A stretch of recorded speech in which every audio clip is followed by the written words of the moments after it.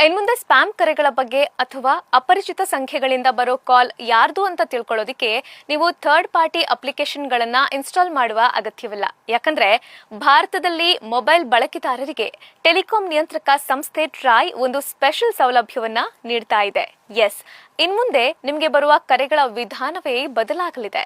ಸಾಮಾನ್ಯವಾಗಿ ಎಲ್ಲರ ಫೋನ್ನಲ್ಲೂ true collar app ಇರುತ್ತೆ. ಈ ಆಪ್ ಮುಖಾಂತರ ಅನ್ನೋನ್ ನಂಬರ್ನ ಕಾಲ್ಗಳು ಹಾಗೂ ಸ್ಪ್ಯಾಮ್ ಕರೆಗಳ ಬಗ್ಗೆ ತಿಳಿದುಕೊಳ್ಳಬಹುದು. ಆದ್ರೆ ಟ್ರಾಯ್ನ ಈ ಹೊಸ ಯೋಜನೆಯಿಂದ ಕರೆ ಮಾಡುವವರ ಸಂಖ್ಯೆ ನಿಮ್ಮ ಫೋನ್ನಲ್ಲಿ ಸೇವ್ ಆಗಿಲ್ಲದಿದ್ರೂ ಅವರ ಹೆಸರು ನಿಮ್ಮ ಮೊಬೈಲ್ ಸ್ಕ್ರೀನ್ನಲ್ಲಿ ಕಾಣಿಸುತ್ತೆ. ಹೊಸ ಯೋಜನೆಯ ಹೆಸರು ಕರೆ ಮಾಡುವ ಹೆಸರಿನ ಪ್ರಸ್ತುತಿ, ಅಂದ್ರೆ ಇಂಗ್ಲಿಷ್ನಲ್ಲಿ ಕಾಲಿಂಗ್ ನೇಮ್ ಪ್ರೆಸೆಂಟೇಷನ್. ಇದನ್ನ ಶಾರ್ಟ್ ಆಗಿ CNAP ಅಂತ ಕರೆಯಲಾಗುತ್ತೆ.